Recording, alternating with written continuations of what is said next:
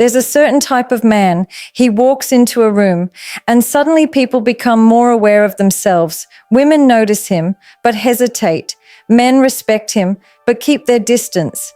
He's not loud. He's not trying to impress anyone. Yet somehow he makes people feel exposed. If you've ever been told, "You're too intense, you're hard to approach," or "You feel different," this video is going to explain exactly why you don't chase, and that's exactly what disrupts the pattern most people are used to. In a world where attention is cheap and easily given, where people constantly prove their interest through messages, compliments, and validation, your restraint stands out in a way that feels unfamiliar. Most interactions today follow a predictable rhythm. Someone shows interest, the other responds, and the cycle continues with increasing intensity. But when you remove yourself from that rhythm, when you refuse to play into that expectation, it creates a psychological gap that people don't immediately understand. They start to question not just you, but themselves. Because when someone is used to being pursued, the absence of pursuit doesn't feel neutral, it feels intentional. And that's where the confusion begins. Your lack of chasing isn't seen as disinterest at first. It's seen as something deeper, something harder to decode. People are used to measuring their value by how much effort others put into them. So when you don't offer that effort in the expected way, it interrupts their sense of control. They can't categorize you easily. You're not ignoring them, but you're not feeding their need for attention either. You exist in a space that feels distant, but not disconnected, present, but not invested in the usual way. And that ambiguity forces them to think more than they're comfortable with. What makes it even more powerful is that your behavior doesn't come from a place of strategy. It comes from a place of self-sufficiency. You're not withholding attention to manipulate someone. You simply don't feel the need to constantly prove your interest. Your life doesn't revolve around gaining approval, and that independence subtly communicates that your attention has value. When you do engage, it feels earned, not given freely. And people notice that difference even if they can't immediately explain it. It creates a sense of scarcity around your presence, and scarcity naturally increases perceived worth. For someone who is used to being chased, this dynamic can feel unsettling. They might initially interpret it as a challenge, something they need to win. But as time passes, it becomes less about winning and more about understanding. They begin to pay closer attention to your actions, your words, your energy. Small things that would normally go unnoticed suddenly carry more weight. A delayed response, a brief conversation, a moment of eye contact. Everything feels amplified because it's not constant. And in that space of inconsistency, their mind starts to fill in the gaps. They start asking questions they don't usually ask. Why are you different? Why don't you react the same way others do? Why does your attention feel limited but meaningful? And without realizing it, they become more invested than they intended to be. Not because you gave them more, but because you gave them less in a world where less is rare. Your restraint forces them to come forward, to initiate, to seek clarity. And when they do, they're already more emotionally involved than they would have been if you had simply followed the usual pattern. At the same time, your lack of chasing creates a subtle shift in power, not in a controlling or manipulative way, but in a psychological sense. When you're not the one seeking validation, you naturally become the one who is being evaluated differently. People start to wonder what it takes to gain your attention, to hold it, to understand it. And that curiosity keeps them engaged. It pulls them in without you having to do anything excessive or performative, because what you represent is not effort, but selectiveness, not availability, but choice. Your silence speaks louder than your words because it carries intention rather than impulse. In a world where most people feel the need to constantly explain themselves, justify their feelings, and fill every quiet moment with noise, your ability to remain silent creates a presence that feels deliberate. It's not the silence of uncertainty or hesitation, but the silence of control.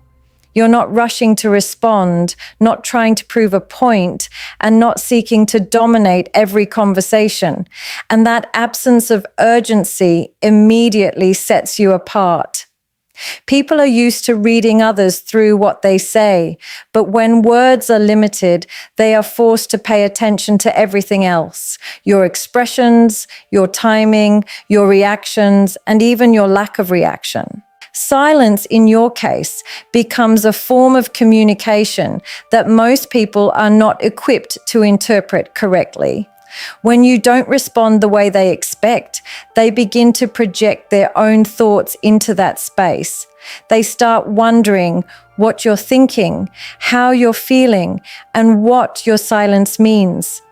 And because you're not giving them clear answers, their mind fills in the blanks, often amplifying your presence far beyond what words could achieve. A simple pause from you can carry more weight than a long explanation from someone else.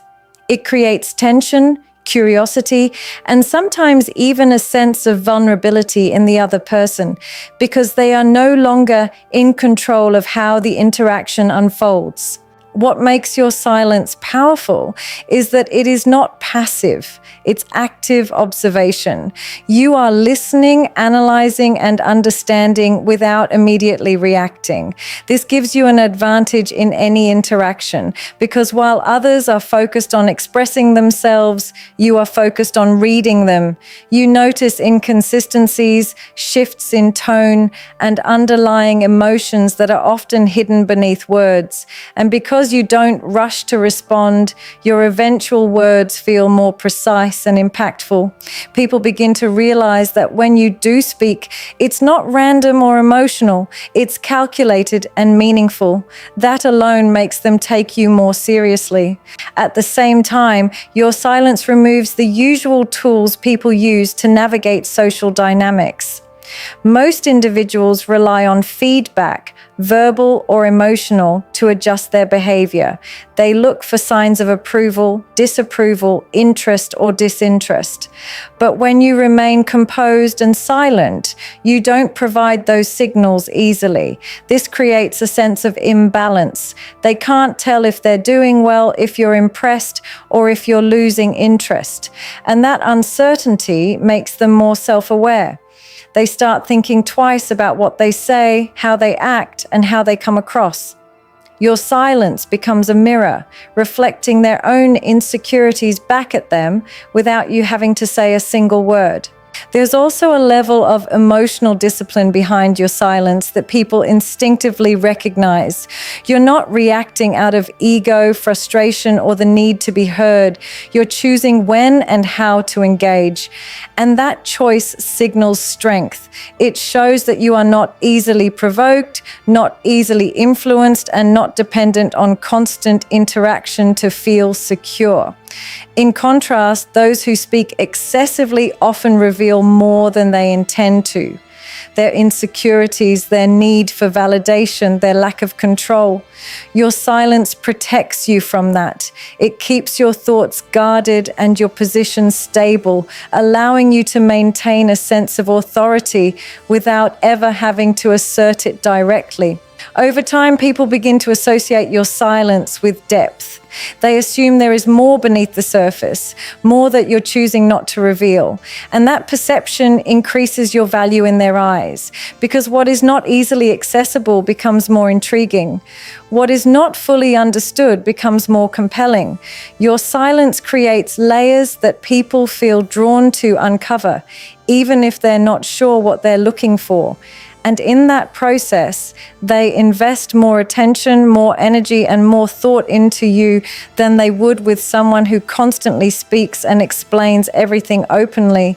You're emotionally controlled, not reactive, and that alone separates you from the majority of people who operate on impulse rather than awareness.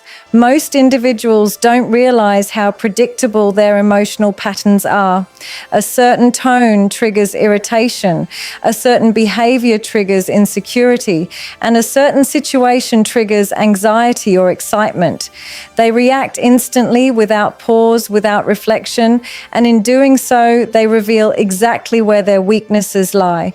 But you don't function that way. There is a gap between what happens and how you respond, and in that gap lies your power. You don't allow external situations or people to dictate your internal state. You observe first, process quietly, and only then decide if a response is even necessary. This level of control creates a presence that feels steady and grounded, especially in situations where others would normally lose composure. When tension rises, when emotions escalate, when someone tries to provoke a reaction out of you, your calmness becomes almost unsettling. People expect resistance, argument, or emotional pushback, but instead, they're met with stillness. And that stillness forces them to confront their own behavior.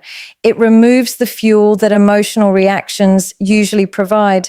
Without your reaction, their attempt to influence you loses its effect. And that lack of impact often leaves them feeling exposed, as if their effort has been seen through and dismissed without acknowledgement. Your emotional control also communicates a deeper sense of self-awareness. It shows that you understand your own triggers, your own patterns, and your own limits. You're not suppressing emotions, you're managing them. There's a difference. Suppression creates pressure that eventually explodes, but control creates stability. You feel everything, but you don't let everything control you. That distinction is rare, and people can sense it, even if they can't articulate it. They notice that you don't overreact, you don't escalate situations unnecessarily, and you don't let temporary feelings dictate long-term decisions. This makes your behavior more consistent, more reliable, and ultimately more respected. For many people, this becomes intimidating because it removes their ability to predict or manipulate your responses. Emotional reactions are often used as tools in social dynamics. Someone might try to make you jealous to gain attention, provoke you to test your boundaries, or create drama to feel a sense of control. But when you don't respond in expected ways, those strategies fail. They can't push you into insecurity, they can't pull you into unnecessary conflict, and they can't easily read how their actions are affecting you. This lack of access to your emotional state creates a barrier that they are not used to dealing with. At the same time, your control doesn't make you distant or disconnected. It makes you selective. When you do choose to express emotion, it feels intentional and real rather than reactive and impulsive. Your reactions are measured, not exaggerated. Your interest is shown through consistency, not intensity. And your boundaries are enforced without emotional chaos. This kind of behavior shifts the dynamic in any interaction because it places you in a position where you are not seeking validation, but rather evaluating what deserves your attention. People begin to realize that your emotional investment is not easily gained, and that makes it more valuable. There is also a quiet confidence behind emotional control that people pick up on. It's the understanding that you don't need to prove yourself through reactions. You don't need to win every argument, respond to every comment, or defend yourself against every perceived slight. You're comfortable letting things pass without engaging, and that restraint signals strength rather than weakness. In a world where many equate loudness with dominance and reaction with passion, your calm and controlled demeanor stands in contrast. It suggests that you operate on a different level, one where emotions are not ignored but mastered, and where your sense of self is not easily shaken by external influences. You have standards, and you don't lower them, even when it would be easier, even when it would give you temporary comfort, and even when it would make things move faster. Most people claim to have standards, but in reality, their standards are flexible, negotiable, and often dependent on how they feel in the moment. The moment they feel attraction, loneliness, or fear of losing someone, those standards begin to shift. They tolerate behaviors they once said they wouldn't accept. They ignore red flags they clearly see, and they justify actions that go against their own values. But you don't operate like that. Your standards are not based on emotion. They are based on clarity. You've already decided what is acceptable to you and what isn't, and that decision doesn't change just because someone new enters your life. This creates a level of consistency that people are not used to encountering. When you say something matters to you, you actually mean it. When you set a boundary, it's not a suggestion, it's a limit. And more importantly, you're willing to enforce it without hesitation. That's where the real difference lies. Anyone can say they have standards, but very few are willing to walk away when those standards are not met. You are. And that willingness to leave, even when there is potential, even when there is attraction, creates a sense of pressure that others can feel. They understand, whether consciously or not, that your presence in their life is not guaranteed. It is conditional, based on how they show up, how they behave, and how they respect what you've made clear. For many people, this is intimidating because it removes the comfort of being able to do the minimum and still keep you around. They can't rely on charm alone or temporary effort or empty words. They have to be consistent. They have to match your level, and that requirement forces them to step out of their usual patterns. They start paying more attention to their actions, their communication, and the way they treat you because they sense that anything less than alignment will result in distance. Your standards become a silent filter, allowing only those who are willing to meet them to stay, while naturally pushing away those who are not. What makes your standards even more powerful is that they are not announced constantly or used as a form of control. You don't need to remind people over and over again of what you expect. Your behavior communicates it. The way you respond to disrespect, the way you handle inconsistency, and the way you disengage when something doesn't align all send a clear message. And because you don't over-explain or negotiate those boundaries, they carry more weight. People are left to observe and understand rather than being told directly, which makes the realization more impactful. They learn quickly that with you, actions matter more than words, and consistency matters more than promises. At the same time, your refusal to lower your standards reflects a deeper level of self-respect. You're not trying to prove your worth to anyone, and you're not afraid of being alone if that's what it takes to maintain your values. This independence removes the desperation that often leads people to compromise. You're not holding on to connections out of fear, and you're not accepting less just to avoid starting over. That mindset shifts the entire dynamic because it places you in a position where you are choosing, not chasing. You are evaluating, not hoping. And that sense of control over your own decisions makes your presence feel more solid, more grounded, and more difficult to replace. Over time, people begin to associate you with a certain level of expectation. They know that being around you requires effort, awareness, and alignment. And while that may push some people away, it draws in those who value the same things. Because for the right person, your standards don't feel like pressure. They feel like clarity. They understand where they stand, what is required, and what is not tolerated. And in a world where most interactions are filled with uncertainty and mixed signals, that clarity becomes something rare and valuable, something that makes your presence not just intimidating, but deeply respected. People can't easily read or manipulate you, and that creates a kind of psychological distance that most individuals are not used to dealing with. Human interaction, for the most part, relies on patterns, predictable emotional responses, familiar reactions, and subtle cues that allow people to understand where they stand with someone. Most people reveal themselves without realizing it. Their tone shifts when they're interested, their behavior changes when they feel insecure, and their reactions expose what affects them the most. Over time, others learn how to read these patterns and, in some cases, use them to their advantage. But with you, that pattern is not easily visible. You don't give away enough for someone to form a clear map of your emotional landscape. This lack of readability creates uncertainty, and uncertainty makes people uncomfortable. When someone cannot predict how you'll respond, they lose a sense of control in the interaction. They don't know what impresses you, what annoys you, or what might push you away. And because of that, they become more cautious, more observant, and sometimes even more invested. They start paying attention to smaller details, trying to find meaning in subtle shifts, trying to decode what isn't openly expressed. Your consistency in composure combined with your selectiveness in expression makes it difficult for anyone to fully understand you, and that mystery naturally draws attention.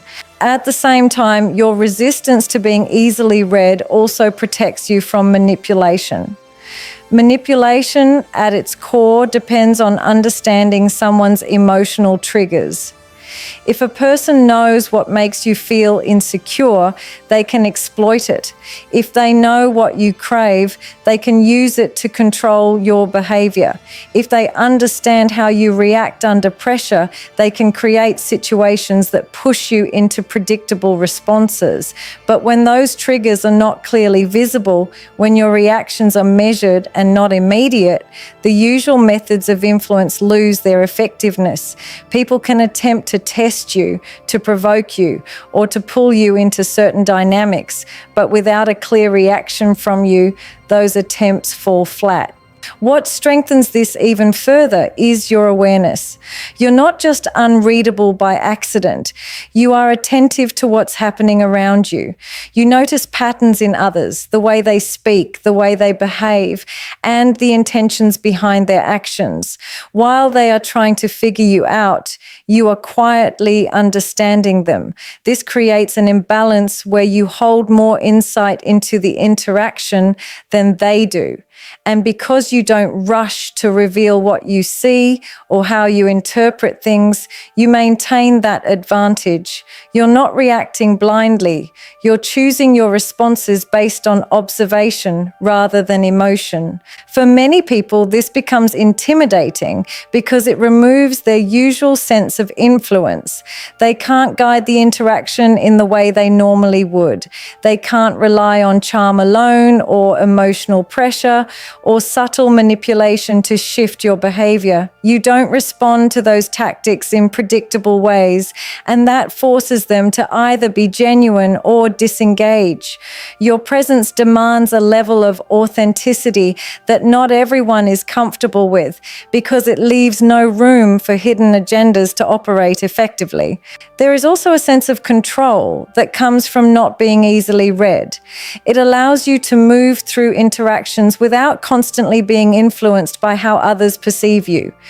You're not adjusting yourself to gain approval, and you're not revealing more than necessary just to make someone else comfortable. This creates a dynamic where you are centered within yourself rather than being shaped by external reactions. People notice that you are not easily swayed, not easily impressed, and not easily pulled into emotional extremes. And that steadiness makes it clear that your decisions, your attention, and your interest are all intentional rather than reactive or easily influenced. Your presence creates pressure, not comfort, and that pressure doesn't come from anything you force or say explicitly. It comes from what you represent without trying. Most people walk into a room seeking acceptance. They adjust their tone, their behavior, even their personality to fit the environment and make others feel at ease. Their goal is to be liked, to blend in, to avoid tension, but you don't carry that need. You're not there to be approved of, and because of that, your energy feels different. It feels grounded, self-contained, and unaffected by the subtle social negotiations happening around you. And that difference creates a shift in the atmosphere that people immediately pick up on, even if they don't consciously understand why. When you're present, people become more aware of themselves. It's not because you're judging them directly, but because your awareness makes them feel seen.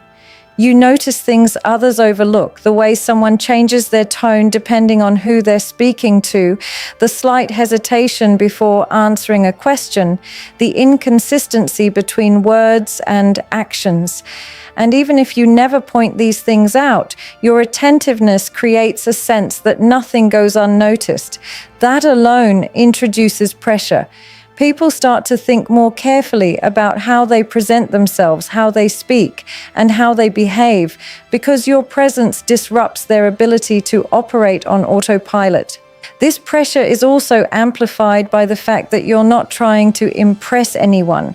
When someone isn't seeking validation, it flips the dynamic. Instead of you trying to gain approval, others feel like they are being evaluated. They begin to wonder what you think of them, whether they measure up, whether they've made a good impression. And because you don't offer constant reassurance or exaggerated reactions, they don't get easy answers. Your neutrality becomes a mirror in which they see their own insecurities more clearly. They question themselves more, not because you've said anything critical, but because you haven't provided the comfort they're used to receiving. There's also a level of emotional distance in your presence that contributes to this pressure. Not distance in a cold or disconnected way, but in a controlled and intentional way. You're engaged, but not overly expressive.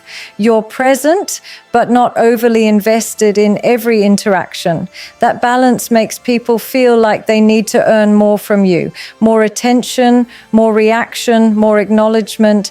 And in trying to do that, they become more conscious of their own actions.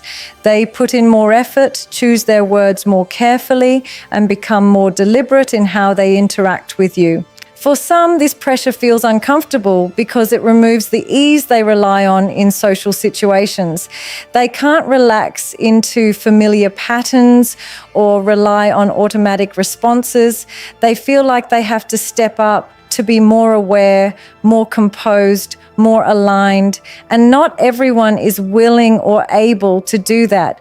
But for others, this pressure is not negative, it's compelling. It challenges them in a way that feels different from anything they're used to. It pushes them to be more intentional, more genuine, and more self-aware. And that challenge creates a form of attraction that goes beyond surface-level interest. What makes your presence particularly impactful is that it doesn't fluctuate based on who you're around. You don't become louder to match energy, and you don't shrink yourself to make others comfortable. That consistency reinforces the pressure because it shows that your behavior is not dependent on external validation. You are the same regardless of the environment, and that stability forces others to adjust rather than expecting you to. They realize that if they want to connect with you, they have to meet you where you are, not the other way around. Over time, people begin to associate your presence with a certain standard of awareness and composure. They know that being around you requires more than just showing up, it requires intention. And while that may create distance with some, it also creates a deeper level of respect. Because pressure, in this sense, is not about discomfort alone. It's about elevation. It's about creating an environment where superficial behavior fades, and what remains is something more real, more deliberate, and more aligned with who someone actually is. Everything about you challenges the way most people are used to experiencing others. You don't chase, you don't react impulsively, you don't reveal yourself easily, and you don't lower your standards just to keep someone around. And because of that, your presence forces people to confront something they often avoid: clarity. There are no mixed signals with you, no emotional chaos to hide behind, no easy validation to rely on. What you offer instead is consistency, awareness, and a standard that doesn't shift based on convenience.